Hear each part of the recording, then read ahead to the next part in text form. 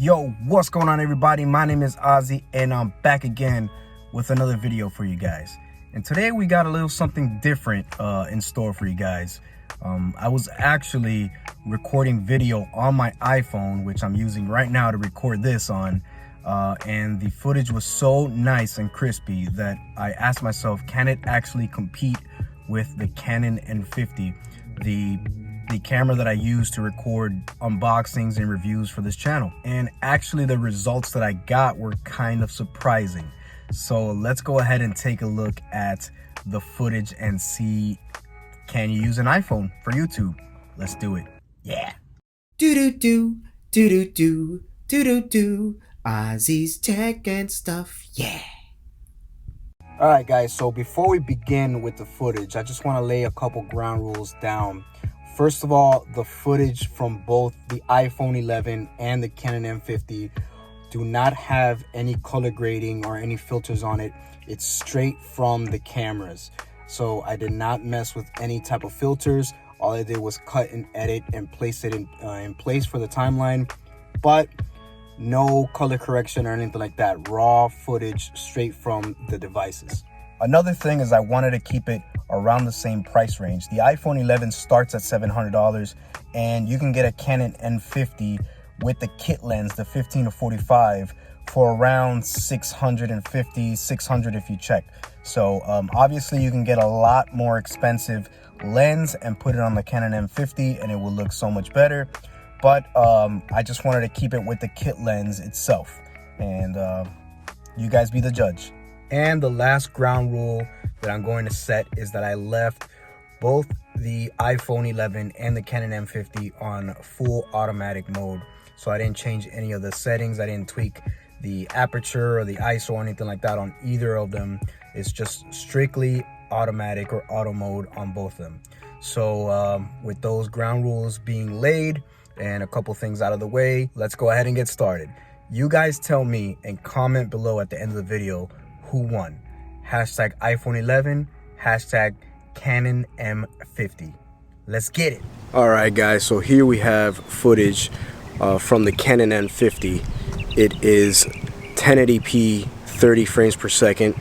The sun is directly on my face and it's actually picking up my autofocus really well, and I can see it actually from this flip out screen. So it does have a fully articulating flip out screen, which is a plus, and you're also seeing some of the image stabilization. Now I'm actually holding it a little bit further from my face and I'm using the 15 to 45 millimeter kit lens. Right here seems to be a sweet spot. You don't see my full body in the frame, and you can see right here that the auto white balance is struggling a little bit to get me. It is a sunny with a little bit of overcast and a little bit of wind. I'm actually shooting here on a Rode Video Mic Mini microphone. So there it is. That is 30 frames per second, 1080p. It's struggling a little bit to find me. Let's see. There you go. And so far so good. Let's go ahead and try 60 frames at 1080. And here is 60 frames per second at 1080. Again, using the Rode. It's a little bit windy, but that might cut it out a little bit. So that's a good thing that this camera does come with a hot shoe. So you can attach any attachment and a flash. Even though it does come with a flash, you can attach that if you want to take stills, or if you want better audio. This mic is about 50 or 60 bucks and it actually gets the job done. And you can see that it's still tracking my face here really well. I'm getting some shadow issues, but you know, not bad. And the best thing about it, I have it right now on a Gorilla tripod type thing, a knockoff version by the way. But yeah, the good thing about it is that I'm able to see myself on the screen. Able to check, you know, audio levels, or if my framing is right and stuff like that. So this is a big plus with the Canon M50, 1080 at 60 frames using the kit lens, the 15 to 45. I got it zoomed out as much as I can here, and this is as much as you can fit. Now you can always buy a wider lens, like a 10mm, and that would be perfect for vlogging. But this is what I have right now. I wanted to keep it around the same price range as the iPhone. So let's go ahead and check out the iPhone's 1080 at 30 and 60. All right guys, and here we have the iPhone's 1080 at 30 frames per second. This is with the regular wide angle lens, and as you can see, it's just, you get a lot more space, a lot more framing. I can't see myself because I'm not looking at a screen, but I've already pre-recorded and I can kind of tell that I can fit my frame a little bit better. This is just a regular wide, and they have an ultra wide that you can fit almost everything in. So this one is really good, but again, you can't see yourself, so it might not be ideal for vlogging. The front-facing camera, we'll have to test that one out, but that might be a better bet for vlogging. So comment below, how does this look? Now let's go ahead and see the ultra wide lens on this. And here is the ultra wide lens. Now look how much I can fit in the frame. It's incredible. This lens right here, I'm so glad that they put it in the iPhone 11, and it's a must-have. It's an incredible lens. I know that Androids have it for a while, but it's an incredible lens, and you can fit so much more into the frame, and I don't have to worry about, am I going to be cutting my head off, or am I going to be cutting off my team logo or anything like that. So, you know, you just get so much more in the frame. It's amazing. It's awesome. And the clarity is amazing. You're not going to get as much clarity as just a regular wide angle, but in a sunny day outdoors, it looks great. Doesn't perform too good in low light though, so I won't be testing that out. So here is the wide, ultra wide angle lens on the iPhone 11. Comment, what do you think? All right guys, and here is 1080 at 60 frames per second. Now this, I love this setting right here on the iPhone because the stabilization we'll be testing out here shortly between the two cameras, but the stabilization on the iPhones are just really great. And just to get some nice B-roll that you want to slow down in post, you can go ahead and slow that down at a crispy 1080 60 frames per second. Now I'm using just a regular wide angle lens here, and I won't be testing the ultra wide because it's basically the same thing. But here is 1080 at 60 frames per second on the iPhone 11. Just a quick look around guys. Let's see different lighting effects if I can get, and again, I can't see myself because I'm assuming I'm in frame, but hopefully I am. All right, so let's go ahead and check out this selfie camera, huh? All right guys, and here is the selfie camera on the iPhone 11. This is 1080 at 30 frames. It's basically almost the same thing at 60 frames, but this is something that they upgraded from the iPhone 10R, is they upgraded a much needed selfie camera. When you're taking stills, you can do their wide angle. It's not too drastic like the ones you have on the rear of the camera, but it is pretty good. And I can, you know, check myself here on the screen. I can frame myself better, and it actually looks really good, guys. You know, this is set to automatic. My Canon M50 right there is set to automatic as well, and you're seeing footage straight from the camera, unedited. All I'm doing is choosing the frame rate and the resolution. That's it. So this right here, if you put this on a tripod and you want to vlog with this one and maybe get an attachment to put a mic, it would actually be really good. It's not that windy of a day, but I'm sure you guys are hearing some kind of wind, and that's a bad thing, so you might have to, you know, get a better mic for that. But as far as clarity, I'm loving the way that this looks. I'm actually can frame myself, put myself perfectly in the frame. And if you're a beginner and you want to start doing YouTube vlogs or anything like that, it even handles the sun directly behind me really well. All right, so if you're a YouTuber and you want to start vlogging or anything like that, then I would suggest the iPhone 11 is a great start point. You know, just get out there and start it. But here it is. Now let's test out the image stabilization on both the cameras. All right guys, and here we're going to be testing out the image stabilization both the Canon M50 and the iPhone 11. Both have digital image stabilization. They don't have in-body, but I'm using the kit lens that does have image stabilization on the Canon M50. Now I must say that the kit lens that comes with the Canon M50 is very serviceable. It's very versatile. It just doesn't handle very well in low light, but outdoors like this, if you're a daytime vlogger, maybe invest in a 10mm lens to get a wider view. All right, so let's go ahead and test the image stabilization on the Canon M50. I'm just gonna casually walk slowly here. Just going to be walking to the edge. Again, this is digital image stabilization, has not been stabilized in post or anything like that, and the kit lens does come with image stabilization, but it might not be the best, but it does come with it. So I'm just casually walking here, testing out the image stabilization as I get a view of the ducks here at the lake on a beautiful Sunday evening here in Miami, Florida. A little windy, a little hot, but it's not too bad. There you go. You guys be the judge here. Now I am holding this on a Gorilla tripod, so it might be a little bit stabler, if that's even a word, than actually holding it on your hand. Now I'm gonna walk a little bit faster now, just so you guys can see. I'm walking a little bit faster, casually.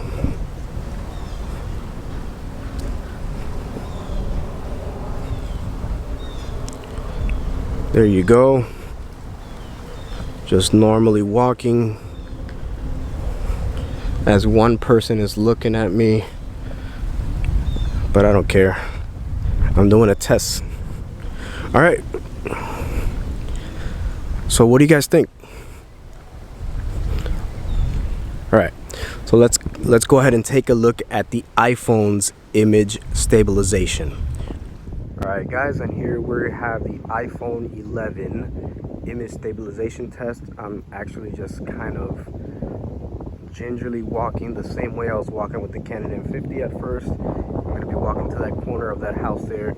And how does the image stabilization fare with the Canon M50?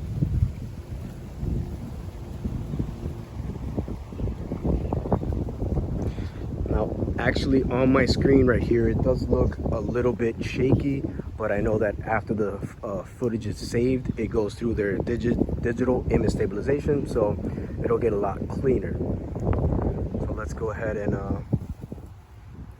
as we look at duck here, get a nice look at the lake, and let's turn back and test out if I walk a little bit faster. So I'm going to be just putting a little bit more pep in my steps, so to say, here. Again, if you're hearing wind noise, I apologize, but that's something that the iPhone needs to improve on, but without an external mic, it's pretty bad. And there you go. What do you guys think? Who won the image stabilization test, the Canon M50 or the iPhone 11? Let me know in the comments below. All right, guys, and now we're looking at what I feel is a major weak point of the Canon M50, especially at that price point, is their thrown in 4K mode. Now this does have a couple of bad points to it. As you can see, it's struggling to find me in the autofocus, so it does not have dual pixel autofocus. I'm actually holding it pretty far from me, and this is all you can see. I have my arm almost fully extended. Let me go ahead and try to focus on myself. It just can't find my face. There's nothing like Canon's dual pixel autofocus, and this just doesn't have it. And it's only 4K at 24 frames per second. So if you want to get nice B-roll, you won't be able to slow it down in post or anything like that. The iPhone 11, on the other hand, could shoot 4K at 60 frames per second, which is amazing. Okay, that is just bananas. All right, so we'll be testing that in a bit, but here we are.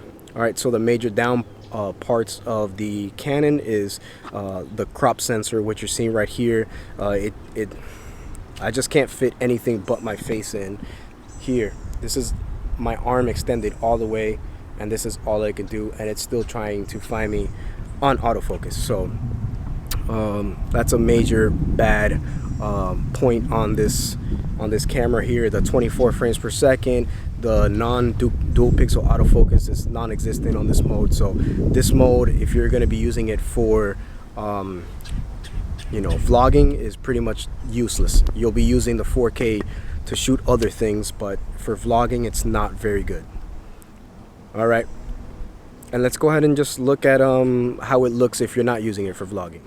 All right guys, and here's what the 4K at 24 frames per second on the Canon M50 looks like if you're not using it for vlogging. It's not bad, but at this point I still prefer the 1080p 60 frames. It's just not worth it. It's the crop sensor on it, and without the dual pixel autofocus, anything like that, it's just not worth it at all. And I'd rather save the memory, because 4K files are so much bigger. I'd rather as well save the memory and shoot in 1080 than actually shoot in this mode that I can't basically use any dual pixel. Like it's struggling to find that tree, and I had to press the setting here, and I'm not sure if the colors are as vivid at 1080p. I'm not sure. See, it's finding, and okay, so that is the 4K at 24 frames per second on the Canon M50. Let's go ahead and take a look at the iPhone. All right guys, and here is 4K at 30 frames per second. Like I said, it can go up to 60 frames, and I won't be testing that, but it can go up to 60 frames per second on the rear ultra, well actually just the wide angle lens. So it's not even the ultra wide angle lens. We can test that out in a second, but I mean, this just crushes, it just crushes the iPhone. There's just no competition when it comes to 4K.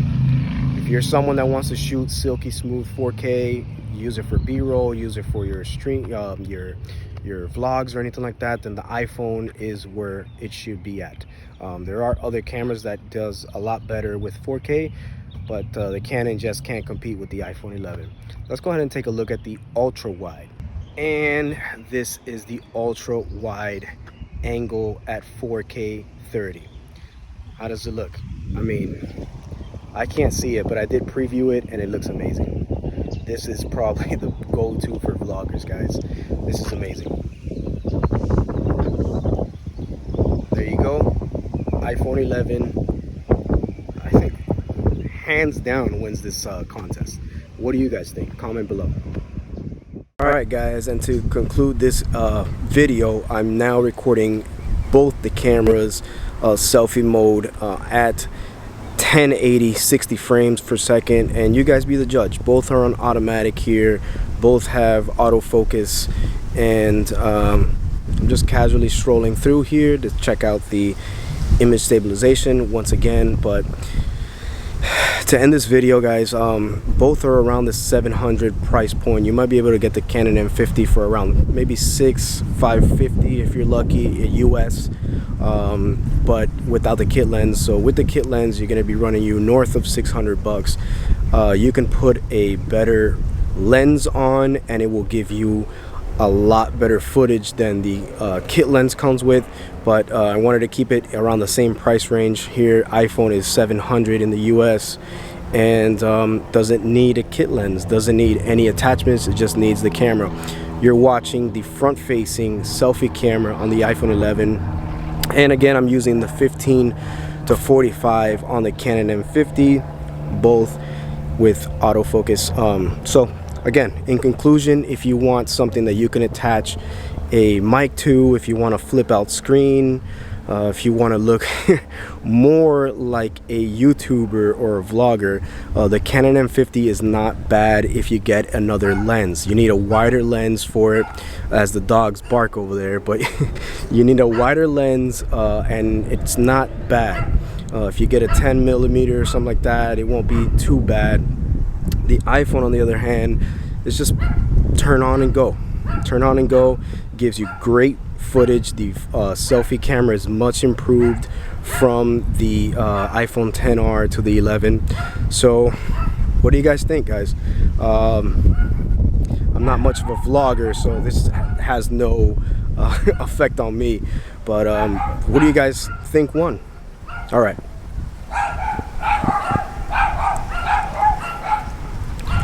Who do you think won, guys? All right, catch you on the next one. Peace.